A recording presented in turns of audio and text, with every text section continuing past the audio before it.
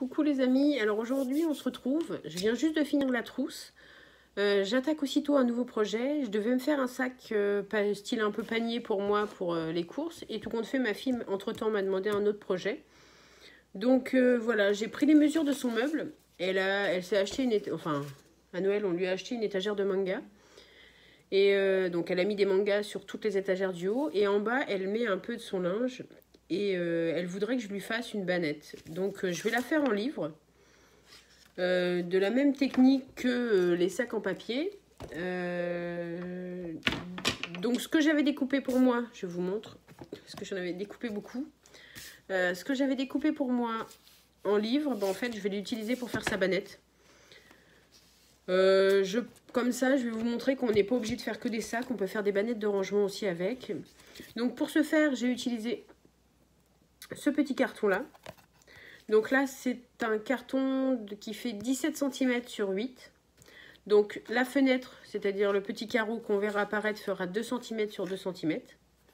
Donc voilà, donc là j'ai pris les mesures de la bannette de ma fille, enfin du meuble de ma fille. Donc là il faut que je fasse quelque chose de 56 de large, de 36 de haut et de 30 de profondeur. Donc j'ai pris ça, donc je vais essayer de gérer au mieux. Donc là, je vous explique pas comment découper, hein. Je pense que vous savez, j'ai pris mon gabarit, j'ai tout découpé. Donc là, il me reste à scotcher tout ça. Donc d'où j'ai commencé à préparer mes rouleaux de scotch. Et je vais utiliser la même technique que la trousse en papillote que j'ai fait précédemment. C'est-à-dire que je vais me faire mon rectangle à mes mesures et après je fais mes couronnes pour monter. Donc voilà le petit projet. Donc il y a du boulot. Parce que c'est quand même quelque chose de grand. Bon, là, je pense que je me suis bien avancée. Donc là, il reste à scotcher tout ça, à plier, emboîter et à coudre. Donc voilà. Donc là, je vais attaquer le scotch. Je reviendrai de temps en temps vers vous. Je pense que je ne vais pas tout vous montrer, puisque, voilà, vous connaissez. Je pense qu'il sera plus intéressant de voir... je vous montrerai quelques petits trucs pendant que je le fais, pour ceux qui arrivent sur ma chaîne. Mais je ne vais pas tout vous remontrer en fait. Et je vous montrerai le projet terminé. Donc voilà. Donc là, c'est parti. Il y a du boulot. Alors, à plus tard. Alors, recoucou les amis. Voilà ce que ça donne. Là, j'ai fait un grand cadre. Donc, comme je vous l'avais dit, j'ai fait aux dimensions. Donc là, si on voit, j'ai 56 cm de large. Là, ce sera la profondeur. Donc là, j'ai 30. Bon, la hauteur, pas tout de suite. 36, ça sera à faire par la suite. Donc, comme pour la petite trousse en papillote, j'ai fait un cadre. Donc là, ce sera le fond. Donc là, ça sera la bonne dimension. Je vous mets un peu plus haut pour que vous vous rendiez compte. Donc là, ça fait 56 cm à peu près. J'ai pas fait plus pour que ça puisse rentrer. Donc, comme vous pouvez voir... C'est parti très vite, J'en ai consommé beaucoup. Bon, là, c'est ceux que je suis en train de scotcher parce que j'alterne un petit peu parce que ça fait très mal aux doigts pour le pliage. Donc, j'ai fait mon premier cadre. Pour la petite trousse, on bidouillait un peu pour remplir. Là, c'est un grand format, donc j'ai fait un autre cadre, comme ceci, je vous montre, qui va venir s'emboîter. Donc là, je le mets avec vous, Hop. Hop, qui va venir s'emboîter tout autour, comme ceci. Donc voilà, donc là j'ai encore un cadre. Donc là je vais recommencer à faire un cadre, ainsi de suite. Et ça, ce sera la partie de mon fond. Donc je vais continuer ça. Après, je vais attaquer mes couronnes pour pouvoir faire ma hauteur. Donc là, j'ai encore du boulot. Là, j'ai quelques heures de boulot. Donc voilà ce que ça donne. Alors je m'excuse parce que je peux pas trop vous montrer en un seul morceau. Ou alors il faut que je monte un peu plus haut. Voilà. Et vu que c'est un peu beaucoup le bazar sur mon bureau, je vous montre, par là c'est le chantier. Il y a vraiment beaucoup de bazar. Donc voilà pour le petit retour. Je ne vais pas vous expliquer. Si vous voulez connaître la technique pour le cadre, vous allez voir pour la pochette papillote. Le principe est même pour faire le cadre. Donc là, il ne reste plus qu'à faire les prochains cadres et les couronnes. Donc je vous retrouve plus tard. À plus tard. Donc ça y est, j'ai fini mon fond. Alors je vous ai mis par terre pour vous montrer les différents cadres. Donc ici, nous avons le plus grand, ce qui est la taille de mon fond. J'ai fait un rectangle, un cadre pareil pour mettre à l'intérieur. un autre pour mettre à l'intérieur de celui-ci dans celui-ci, et j'ai fini par faire des petits cubes et des petits carrés comme ceci. Donc voilà, là il y a du boulot. J'ai commencé tout ça samedi. Là on est lundi 31, donc j'ai fait que le fond. Sachant que maintenant il faut que je fasse mes couronnes pour avoir une hauteur de 36 cm. Donc voilà, je vais coudre cette partie-là et attaquer mes couronnes. Alors à plus tard. Bon voilà, j'ai encore avancé le projet. Là ça fait plus d'une semaine que j'y suis. Alors il y a beaucoup de boulot. Là c'est la taille de la couronne. Alors je ne sais pas si vous la voyez, elle est archi grande. Là je suis sur la table du salon. Là pour vous une ordre d'idée, les couronnes il faut 108 petits papiers. Donc voilà, ça c'est de la couronne. Elle est très grande comme vous pouvez le voir.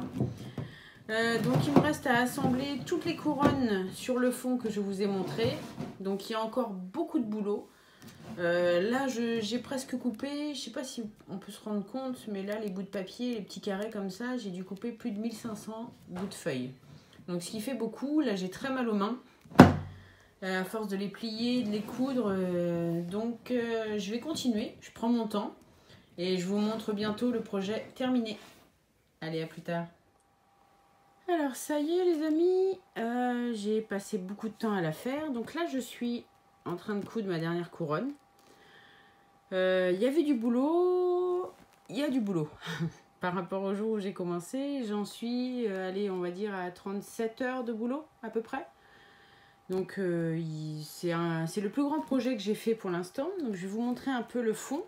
Donc là je suis sur mon lit, je m'excuse. Donc voilà le fond. Vous voyez, là on voit bien les coins de mon fond. Donc c'est quand même une grande taille. Hop, hop, hop, hop. Donc c'est les dimensions que j'avais annoncées au départ. Donc là, je vous le montre de dessus. Donc là, je suis en train de coudre ma dernière couronne.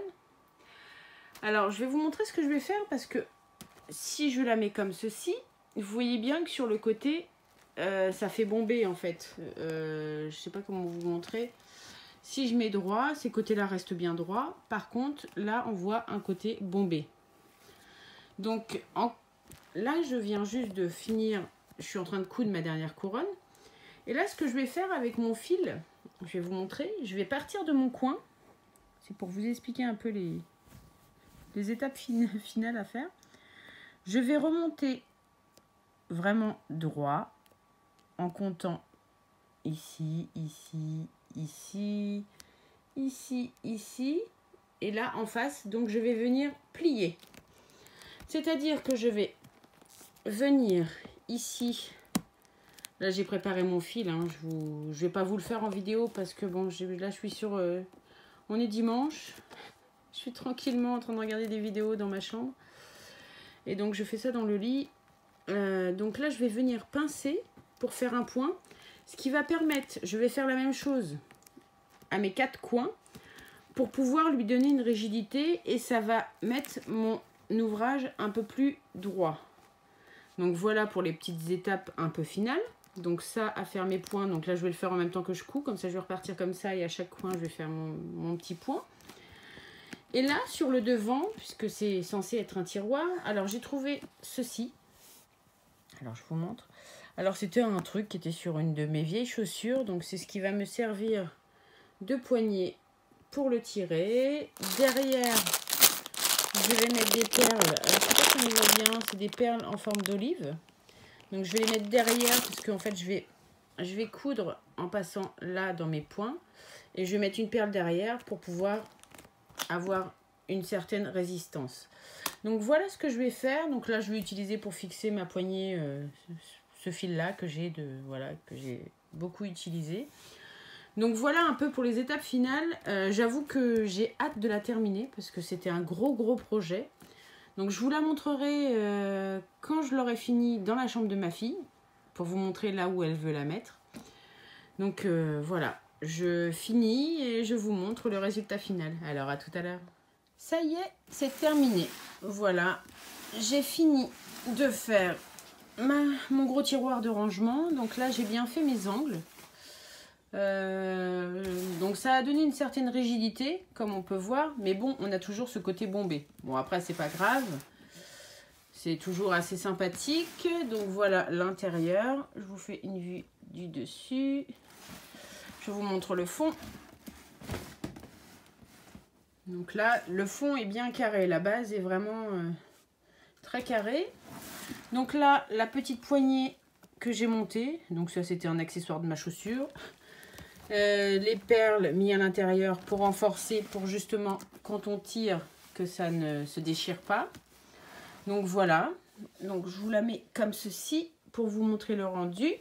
Donc le but, c'était de le mettre ici. Ma fille voulait un tiroir de rangement ici pour mettre ses vêtements, pour pas que ça se voie. Donc on va faire le petit test avec vous. Hop. Et hop. Je l'enfonce bien. Donc ce côté bombé, ça je peux pas l'enlever. Donc là je l'ai un peu enfoncé à l'intérieur. Mais voilà. L'objectif est rempli. Ma fille a son petit tiroir original fait en papier. Donc voilà. Alors c'est le plus long projet que j'ai fait en papier comme ça. J'ai mis plus d'une 40aine d'heures. Donc très long, très long à faire. Mais bon, ça en valait la peine. Ma fille est contente, ça lui plaît. Donc voilà. J'espère que ce petit tuto vous aura plu. Moi, je vous dis à très bientôt pour un prochain tuto ou une prochaine vidéo. Allez, bye!